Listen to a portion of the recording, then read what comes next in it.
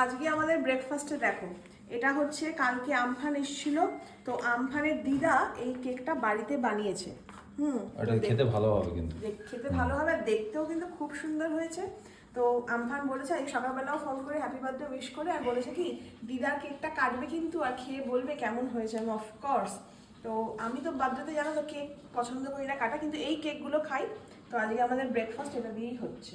কাটো কাটো। Happy birthday to you, happy birthday to you. Amrish Puri গাইছে। Happy birthday dear dear dear. খাও খাও। আমার না, আমি কেক খাবো না। আরে একটুখানি এই খেতে নাও। ভালো হয়েছে খেতে।